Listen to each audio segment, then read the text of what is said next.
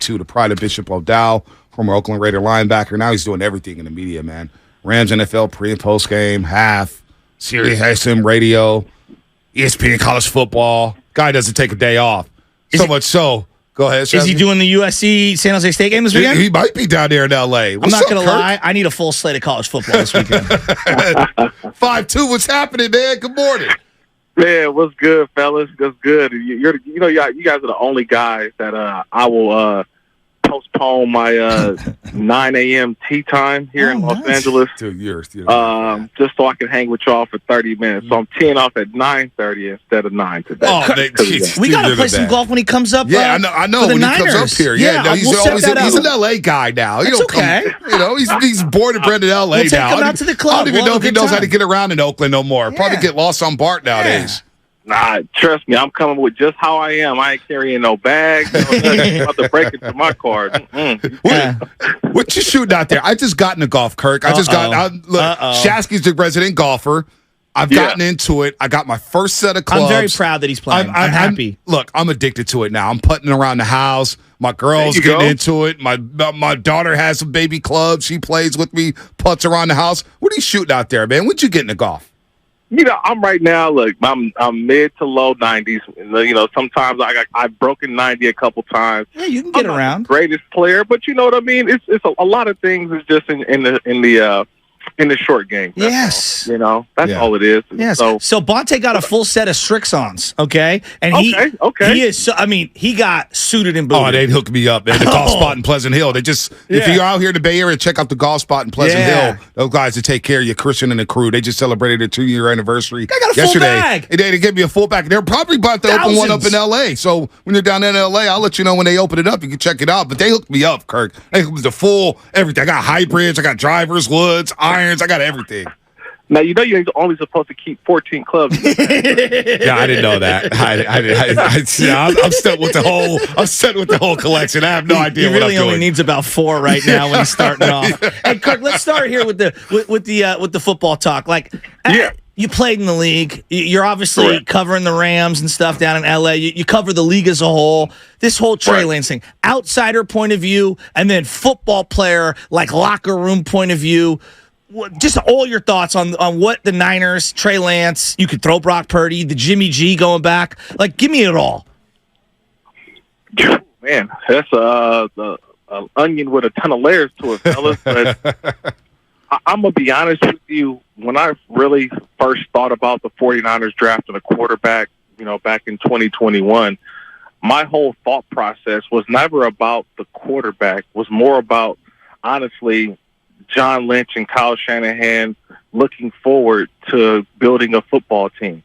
And the economics of the NFL told me that in order for them to build the football team that they want, they're going to have to draft a young quarterback. They're not paying that king's ransom for the quarterback position. They knew that Jimmy Garoppolo was going to cost more. They knew a lot of guys around the league, if they wanted to have as a quarterback, it just costs too much for that room. And if you put so much into that room, you weren't going to be able to pay Nick Bosa. You weren't going to pay Mike McGlinchey. You weren't going to be able to pay, Brandon Ayuk. You weren't going to be able to pay Fred Ward. So I already knew that this was their plan. And when they drafted Trey Lance, it was going to be boom or bust. They got lucky with Brock Purdy. They'll tell you, we didn't expect this, but we're so glad that it happened. And we're glad that it happened because now it actually resets our checkbook. Now we've got a quarterback room that's making how much money this year compared to a lot of the other rooms around the National Football League. Everybody's going to be up in arms about, we traded this much to do this, and man, we could have got Micah Parsons, and we could have had this player. I'm like, dude, I'm still young enough to remember that y'all drafted Solomon Thomas and Reuben Foster, and where the hell are they at? Right. You know what I mean? We're not talking about those missed first-round draft picks because we worried about Trey Lance. Where is Mike McGlinchey at? He ain't there either. I'm just trying to tell folks that, the first round in the trade, look, the 49ers went after it. They played in a conference championship the last couple seasons. Mm-hmm. Come on now. You got to realize that this is a football team that is, to me, they went after it. They've taken chances, but I've also seen results. in a league in which, like, it is difficult to get to conference championships and Super Bowls. And this football team has done that under John Lynch and Kyle Shanahan. Yeah, it may not have happened in the way that people like, oh, we wasted picks on Trey Lance. Yeah, right. But what about the other picks that have been wasted? We've forgotten about those, right? No doubt. There's been a lot of first-round miss, but there's been a lot of hits in the 5th, the 3rd, the 4th, the 7th round, in which they found Brock Purdy and heck. 6th round with Talanoa Hufanga, who made an all-pro team last year at strong safety. So you're on fire right now, Kirk. We're talking to Kirk Morrison here on the Morning Roast on 95.7 The Game. Now we look at Trey, the player. He doesn't practice Wednesday after they told him, hey, you're not going to be the backup quarterback. And Lynch has mentioned that he was devastated. Shanahan said the way he was talking, the way he was moving, I couldn't put him out there on the field. Now he's expected to play tonight. What is Trey Lance going through? And what should Trey Lance want out of this situation? Or should he be cool and say, you know what, I'm going to stick around here as a third stringer and try to learn as much as I can? Because I feel like, Kirk, he's not going to get better by not playing. Yeah, but I think he should call the quarterback who was drafted in front of him. That would be my first phone call if I'm Trey Lance. I'm calling the guy who got drafted in front of me, right? I'm calling Zach Wilson in New York and say, man, how are you dealing with this situation? Because you tell me what situation is more embarrassing? The New York Jets going and go get Aaron Rodgers, knowing that you were drafted number 2 overall to save the franchise in New York and just be demoted and be on Hard Knocks? Or do you embrace and understand that, okay, I need to get better. I want to be better. And the guys ahead of me have actually played a lot more football. This isn't on Trey Lance. This is just he hasn't played a ton of football. And this is the old Bill Parcells rule, right? You want guys who have played a minimum of 30 starts in college. Right. That's what Brock Purdy did. That's what Sam Darnold did. These guys have played so much more football than Trey Lance. Mm-hmm. His maturation, his progress is just not there yet in a league that I need to win today. Matter of fact, no, I need to win yesterday. I can't wait 2 years. He can't be a project right now. The 49ers don't have time to wait with a roster that is ready to win a Super Bowl right now. So if I'm Trey Lance tonight, I'm like, you know what? I'm going to go out and just let it rip. There's going to be a team that falls in love with me that has the ability to allow me to do what? Progress, get better. I don't know about you guys, but I have been watching Hard Knocks. I have been watching coaches' tape of the New York Jets. I mentioned this about 3 weeks ago. Zach Wilson looks like a totally different quarterback. Yeah. His swagger, his confidence. You know why? Because he finally had an opportunity that the pressure is off. Let me get better as a quarterback, but learn from the guy in front of me and Aaron Rodgers. That would be the best for Trey Lance as well. Learn, get better, and look, if it doesn't work out, you're going to be on a football team where he can earn his keep again. He can earn his way to a starting job. What about the Nick Bosa situation right now? I was almost taunting the audience. Bosa's my favorite player. Bonte and me have been talking about him. The first time I saw him, I'm like, dude, this guy he's got talent that feels like Hall of Fame-ish, and it felt ridiculous to say that from the jump. But, you watch him, he dominates. And every step of the way, he's been close to an all-pro level player every single snap.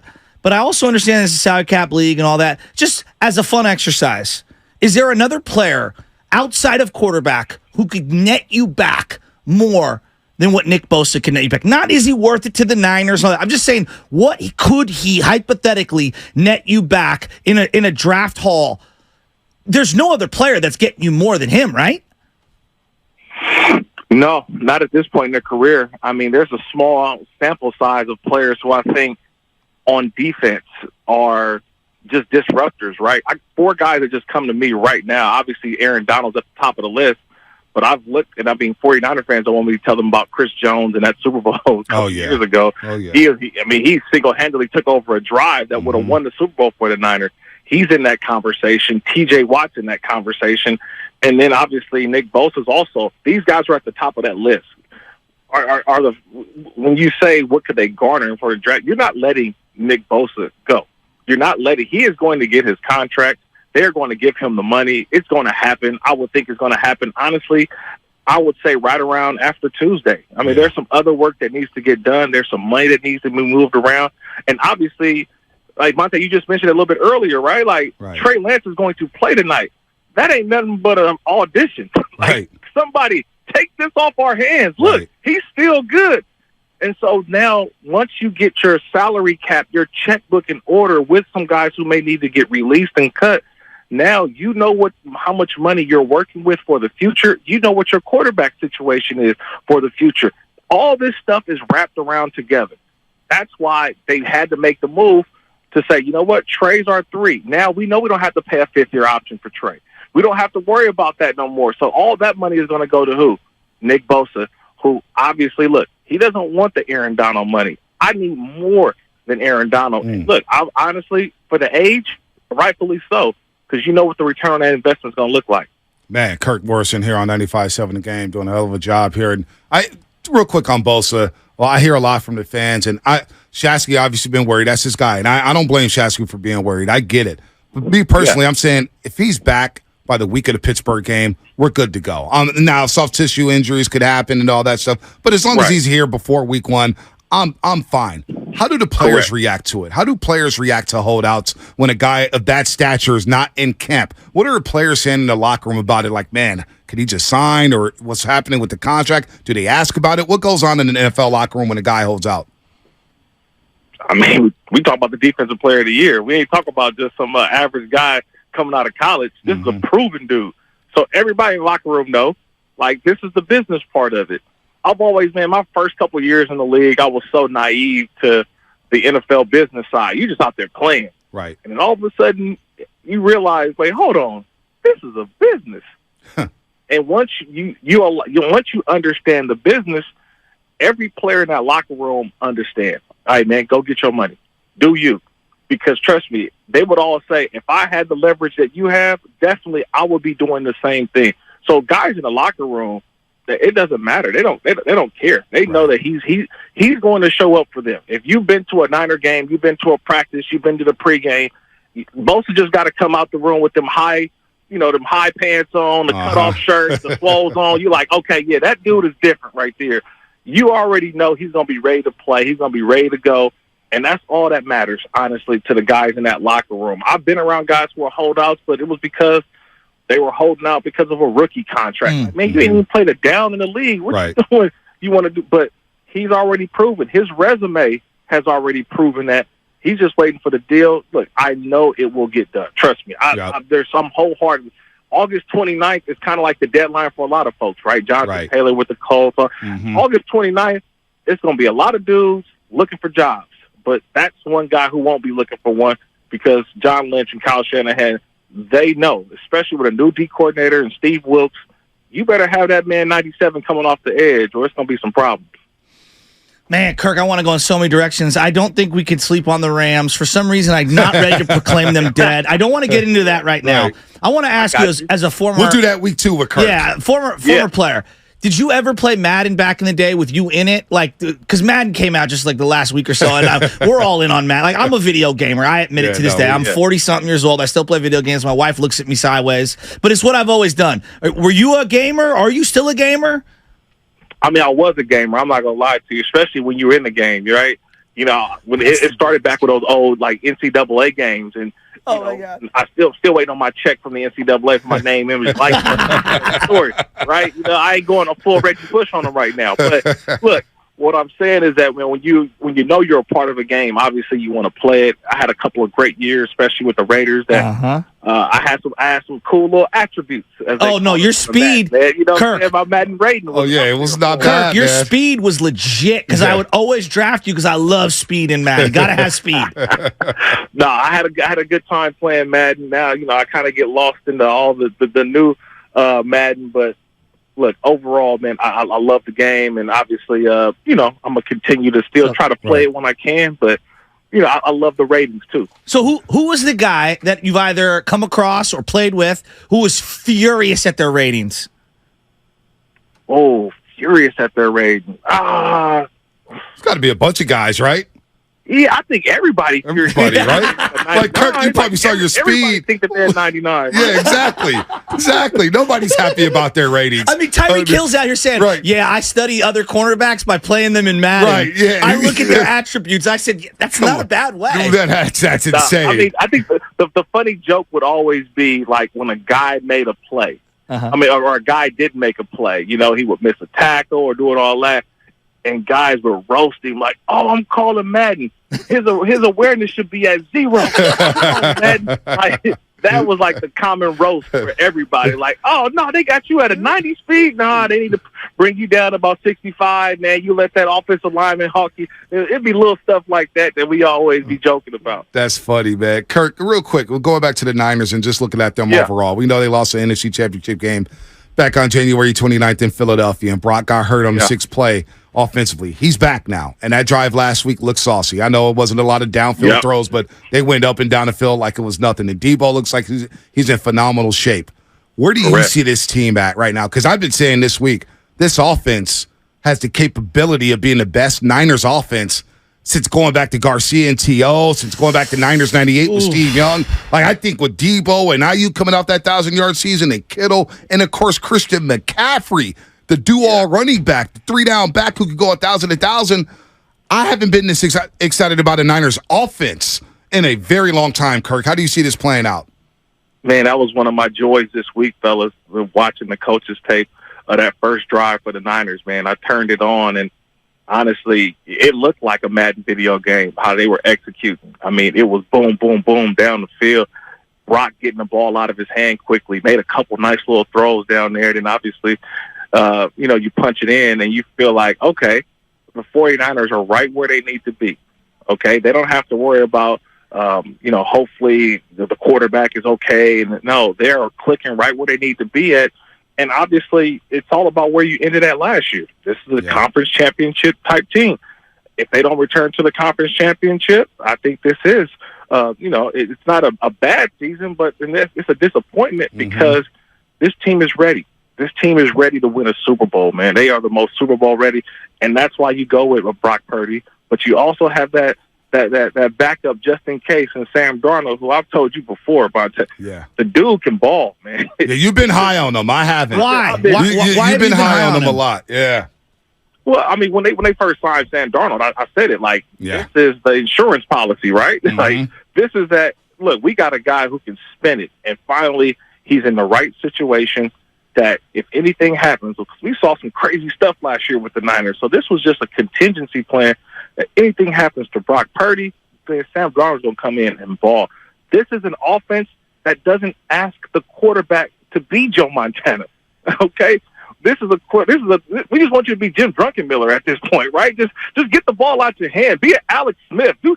Be something to where you rely on your team, right? The defense. That's what the 49ers have been, and that's why they're going to continue to be one of the better teams in the NFC. Have they closed the gap with the NFC champions, Philadelphia Eagles? That's going to be the question, but I just don't see anybody else below the 49ers coming up to get to where they are right now. We'll see how the season starts, but come on, man, this is one of the toughest teams in the NFC. Now, the AFC, they're not in that game. No. We don't have to worry about that. Hey, that's different, man. They good in the NFC. On Philly, their roster is ridiculous. They lost coordinators on both sides. Defense, whatever. Like, kind of throw that away because I know the Philly fans were ready to run the defensive coordinator out. Gannon. But this offensive coordinator that went to Indy, I'm very interested to see Sirianni this year because when they took away play calling duties, that's when it felt like that offense started to get a lot better. Clearly, adding A.J. Brown was huge. I'm very interested to see what they look like offensively this year. Are you what's your thoughts on that? Jalen Hurts is one of the top quarterbacks in the league. We got to talk about his maturation. Yeah. Right. And if we compare him to Trey Lance is what we thought that a guy like Jalen Hurts could be, right? Right. Similar skill set, but Jalen Hurts has definitely shown that he's progressed. He's matured, and he's one of the highest paid players in the league. That offense, I think, will be better because of Jalen Hurts. Yeah. He's a third-year starter, fellas. It ain't like he's been starting for 5 years. This is his third year as the starter in Philadelphia.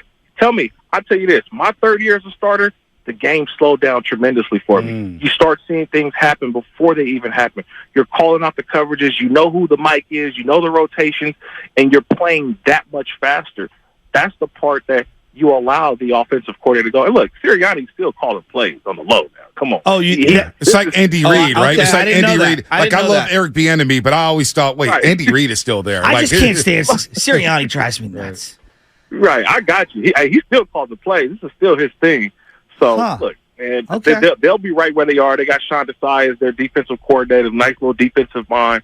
So look, right now, could it be a collision course? Eagles and Niners again. This time, maybe in Santa Clara rather than Philadelphia. I would love to see that rematch, but look, that's kind of where the Niners are, sort of at the top of the NFC, where everybody's trying to play catch up because of their roster. Yeah. Wow, Kirk, man, does this translate to basketball? Because I'm looking at Jonathan Kuminga and Moses Moody, third-year leaps here. Does that translate to hoops too, Kirk? It does. It does the hoops. But I just don't need Moody on these. Not Moody, but Kuminga playing on these basketball circuits, man. Get off the circuit. All right, bro. Hey. Like, I don't need you playing over at the open gym over in Seattle. Okay, get your butt down here and go play at the facility. Okay? 60? 60 burgers. 60? Oh, man. I like Saric, though. Tario Saric, I do like that signing him a lot. Kirk, when you back in the Bay, man? When you coming back? Man, I got to get up there soon. I got a couple weeks of college. My college football slate is busy. I got Auburn first week, Florida the second week. Ooh. I'll be down in the SEC first couple weeks of college football season. Auburn's playing Cal this year, right? What's up? Auburn's playing Cal this year, right? Yeah, so I got them the week before they play Cal. So watch me on ESPN next Saturday at 12:30 to get. If you want to scout for Cal, that Auburn game, I'll be on the broadcast. With my girl. I heard Todd Golden, who was the USF basketball coach, is down in Florida right now. I heard he's living large. He was up in Tahoe a couple weeks ago. I know you're doing the football game, but I heard Florida treats their coaches very well. Oh yeah, Come on now. You saw Swamp Things this week on Netflix? Don't. That's on deck this weekend. That's on deck this weekend. That's on deck. All right. That's on deck. Right, you know what? Text me next week, man. We can talk about it. I like it. Let's do it. Sounds Let's do good. it. 5-2. I was upset, man. That was real mid. It wasn't major. It was mid. Oh, see, and I felt like that about the Johnny Manziel doc. I was very disappointed. The Johnny Manziel made me angry at his family for being the neighbors. Yeah, no, that was bad. Ridiculous. That was bad. Where are you playing that down in L.A., Kirk? Today I'm over at the Rancho Park. I'm going to the par 3 course, man. Today's all about Let's go. Oh, about the wedges. Stuff one close, baby. Let's go. my wedge game, man. Appreciate y'all. Kirk, man, you're the man. Appreciate